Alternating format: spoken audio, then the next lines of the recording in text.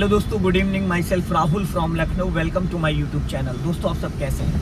दोस्तों, अगर आप मेरे चैनल पे नए हैं तो रेड बटन दबा के चैनल सब्सक्राइब कर लीजिए, बेल आइकन दबा के नोटिफिकेशन ऑन कर लीजिए, ताकि जो भी वीडियो मैं अपडेट करूँ उसका नोटिफिकेशन आपको हर दिन मिल सके। तो दोस्तों, अगर आपको मेरे से बात करनी तो आप मुझे इंस्टा पे फॉलो कर सकते हैं। लर्निंग टू ड्राइव के नाम से मेरा पेज है, उसका लिंक मैं डिस्क्रिप्शन में दे दूँगा। आप मुझे जाके फॉलो कर लीजिए, वहाँ पर आपको मेरा कॉन्टैक्ट नंबर मिल जाएगा।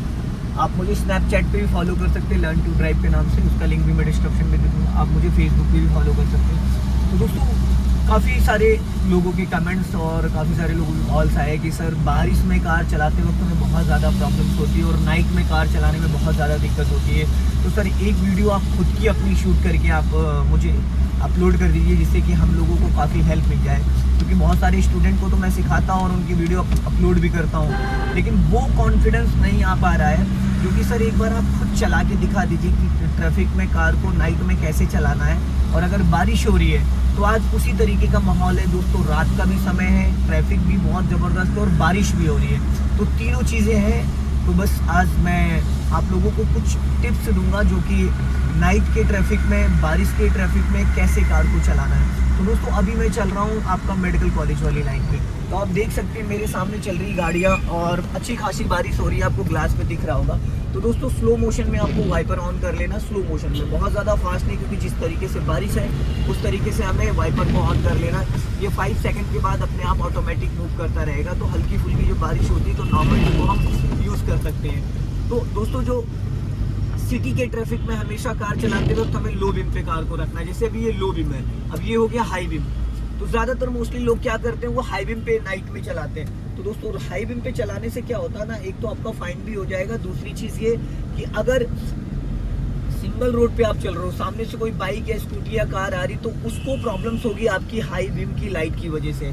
तो सिटी के अंदर हमेशा लो बीम पे आप रखिए और हाईवे पे हमेशा हाई बीम। हाँ, सिटी के अंदर हाई बीम कब करनी होती है, जैसे कि देखो सामने डिजायर जा रही है। अब डिजायर जा रही है तो हमें क्या करना था, यहाँ पे पासिंग डीपर 1 से 2 बार मैंने दे दिया है। तो ये देखो लाइट यहाँ पे चमक रही है, ये लाइट चमक रही है, ये तो इसको बोलते हैं पासिंग डीपर। तो पासिंग डीपर का यूज हमने किया, फिर लो बीम पे कर लिया, पासिंग डीपर का यूज किया, फिर हमने लो बीम पे कर लिया। अगर कंटिन्यू हाई बीम पे रखते हैं तो सामने वाले को प्रॉब्लम्स होती है।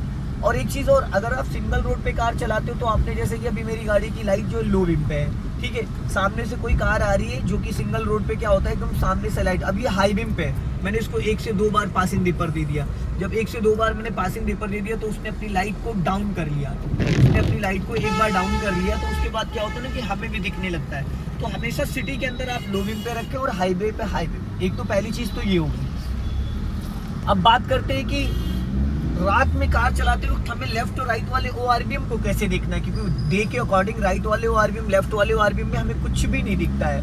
तो दोस्तों, नाइट के अकॉर्डिंग ना आपको राइट वाले ORVM में सिर्फ लाइट, हेडलाइट चमकेगी, प्रॉपर गाड़ी नहीं दिखेगी, प्रॉपर व्यूज नहीं आपको दिखेगा कि राइट और लेफ्ट में क्या चल रहा है। बस हेडलाइट आपको चमकेगी और हेडलाइट से आपको अंदाजा लगाना है कि जो पीछे कार आ रही है, बाइक आ रही है, ट्रक है, ट्रैक्टर है, उसकी लाइट से आपको जजमेंट करना है कि लाइट डाउन है, अप है। बड़ी गाड़ी है तो लाइट उसकी हाइट पे होगी थोड़ा सा, अगर सीडाउन गाड़ी है, होंडा सिटी वरना, तो उसकी लाइट थोड़ा डाउन में होगी। अगर कोई बड़ी गाड़ी है, ट्रक वगैरह है, तो उसकी लाइट और थोड़ा हाइट पे होगी। तो लाइट से आपको अंदाजा मिल जाता है कि पीछे से गाड़ी कौन सी आ रही, सामने से गाड़ी कौन सी आ रही है। और हमेशा एक चीज़ का ध्यान दीजिएगा, नाइट में कार चलाते वक्त, खासतौर से अगर सिंगल रोड पे कार चलाते हैं आप, तो सामने से जो गाड़ी आती है ना, उसकी जो हेडलाइट है, उसकी जो राइट साइड वाली हेडलाइट है, उससे कम से कम 2 से 3 फीट का मार्जिन आपको लेके चलना होता है। क्योंकि जो वो हेडलाइट है, हेडलाइट से 3 फीट का जब आप मार्जिन लेते हो तो आपकी गाड़ी और उस गाड़ी के बीच में 1.5 फीट का दोनों लोग मार्जिन मेंटेन हो जाता है और 3 फीट का स्पेस अच्छा खासा रहता है।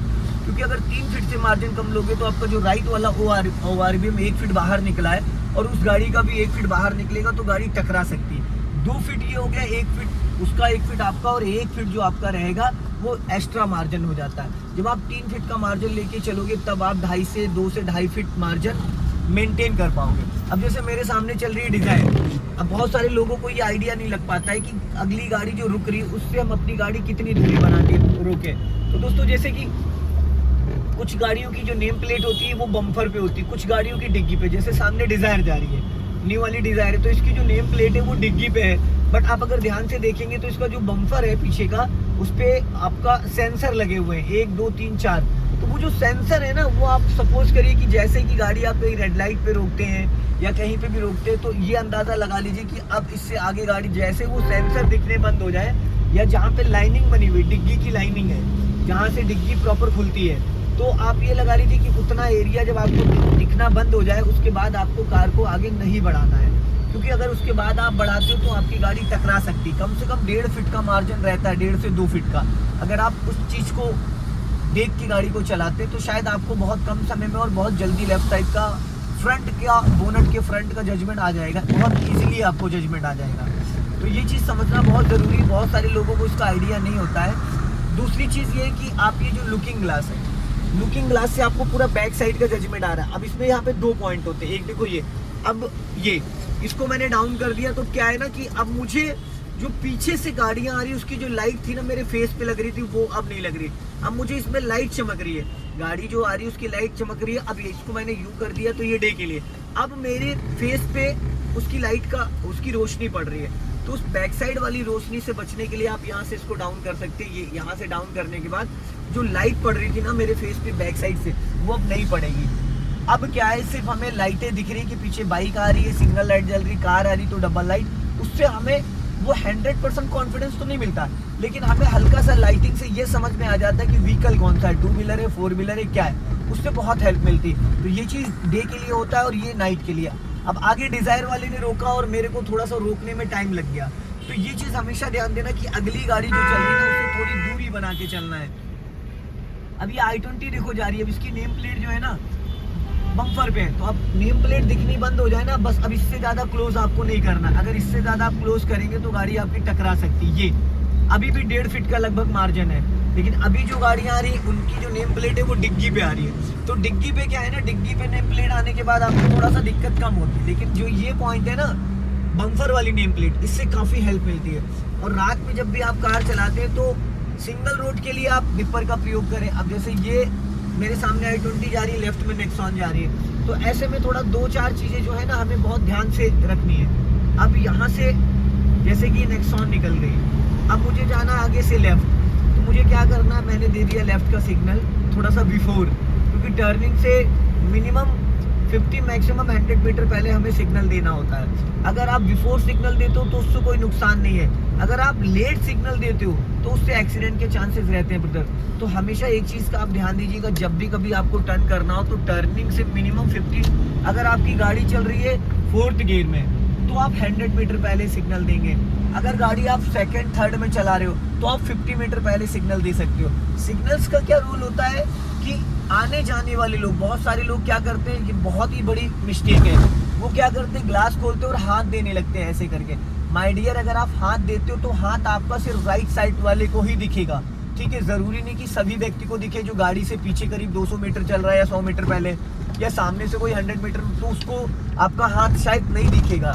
और आप जब सिग्नल देते हो तो सिग्नल की जो लाइट जलती है येलो कलर की, वो हाईलाइट हो जाती है, तो उससे क्या है ना आपका 200 मीटर, 300 मीटर, 400 मीटर जितनी दूर तक लाइट चमकती है उतनी दूर तक बहुत। अब देखो उसने सिग्नल दिया नेक्सॉन वाले ने, तो उसकी लाइट जो है ना येलो कलर की, वो दूर से चमकती है हाईलाइट। तो उससे क्या होता है ना कि हमें सिग्नल देना वेरी इंपॉर्टेंट है, ना कि हाथ देना है। बहुत सारे लोग हाथ भी नहीं देते, सिग्नल भी नहीं देते, तो उससे क्या होता है ना आप अपनी गाड़ी के साथ खिलवाड़ कर रहे हो, दूसरे की जिंदगी के साथ खिलवाड़ कर रहे हो।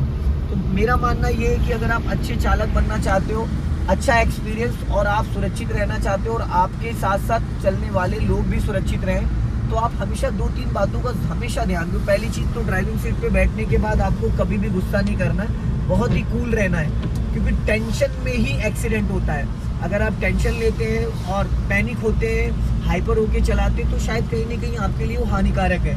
ड्राइविंग के टाइम आप जितना कूल रहेंगे उतना ज़्यादा ब्रेन आपका एक्टिव रहेगा और नज़र हटी दुर्घटना घटी। अभी को यहाँ पे गोल चक्कर है, और ज़्यादातर मैं आपको बता दूं जो अर्ली मॉर्निंग का एक्सीडेंट होता है वो, और जो नाइट का एक्सीडेंट होता है वो बहुत ही खतरनाक होता है, क्योंकि कहीं ना कहीं हमारा जो ह्यूमन नेचर है, तो माइंड में एक कंसर्न रहता है कि भाई रोड खाली है और निकाल लो। ज़्यादातर लोग क्या करते हैं कि जैसे रात का समय, अभी टाइम हो रहा है अप्रॉक्स 11:35, तो होता है क्या, ये जो टाइम है 9-10 बजे के बाद ट्रैफिक, 10 बजे के बाद ट्रैफिक बहुत नॉर्मल हो जाता है। हाईवे वगैरह पे ट्रक्स वगैरह चलने लगते हैं, लेकिन जो मतलब एरिया है, जो कॉलोनी वगैरह है और सिटी के अंदर क्या होता है ना, ट्रैफिक बहुत कम हो जाता है 10:30 बजे के बाद। तो लोग क्या करते हैं, खाली रोड होता है, रफ ड्राइविंग करते हैं। तो ये गलती कभी दोस्तों आपको नहीं करनी। अब जैसे इन्होंने देखो क्या किया, देखा आपने नेक्सॉन वालों ने क्या करा, एकदम से लेफ्ट जा रहे थे और भाई साहब ने अचानक राइट का सिग्नल देके अचानक गाड़ी लेफ्ट से राइट मोड़ दिया। तो भाई ये बहुत बड़ी गलती है और ऐसे एक्सीडेंट होता है। अब इन्होंने लेफ्ट पूरी गाड़ी दबा रखी थी, अब इनको जाना, मुझे तो ये लग रहा था कि भाई ये लेफ्ट टर्न करेंगे, इन्होंने पूरी गाड़ी लेफ्ट दबा के और राइट टर्न कर दिया। भाई इससे बहुत बड़े एक्सीडेंट होते हैं हाईवे पे और गाड़ी खत्म हो जाती है दोनों। अब अगर नजर हटी तो दुर्घटना घटी। तो जरूरी नहीं कि आपके हाथों से एक्सीडेंट हो, भाई सामने वाले की गलती से भी एक्सीडेंट होता है। आप हमेशा अपनी जगह सही चलते हो, आपका कंट्रोल आपकी गाड़ी पे है, पर आपका कंट्रोल सामने वाले पे नहीं होता है। तो दोस्तों मेरा मानना ये है कि आपकी नजर हटी दुर्घटना घटी। तो आप हमेशा ये सोच के चलो कि सामने जो बाइक है, कार है, रिक्शा, वो एट ए टाइम कभी भी वो कुछ भी कर सकता है, लेफ्ट टर्न कर सकता है, राइट टर्न कर सकता है, बिना सिग्नल दिए टर्न कर सकता है। तो आप जब अलर्ट रहोगे ना भाई, तो कभी भी अगर कोई मिस्टेक होती तो एट ए टाइम आप अपनी गाड़ी को कंट्रोल, जैसे अभी नेक्सॉन आपने देखा, उसने सडन गाड़ी लेफ्ट दबा के और राइट का सिग्नल देके राइट लास्ट मोमेंट पे उसने मतलब टर्न करने के बाद सिग्नल दिया। तो ऐसे में क्या होता है, अगर न्यू बिगिनर होते और आइडिया नहीं है तो आप जब तक ब्रेक लगाओगे तब तक गाड़ी भिड़ चुकी होगी। गलती किसकी, भुगतना किसको पड़ेगा। तो मेरा मानना है एक अच्छा चालक बनने के लिए जरूरी नहीं कि आप 10 साल से कार चला रहे हो, नहीं, अच्छा चालक बनने के लिए आपको नॉलेज ज़्यादा से ज़्यादा होनी चाहिए। आपको एक्सपीरियंस का जो है, नॉलेज का मतलब ये चाहिए, आपके डाउट्स क्लियर होने चाहिए। कब आपको क्लच लेना है, कब ब्रेक लेना है, कितना पहले सिग्नल देना है, कितना पहले ब्रेक लेना है, क्या हमें हर बार गाड़ी को स्लो करने के लिए क्लच दबाना ज़रूरी नहीं।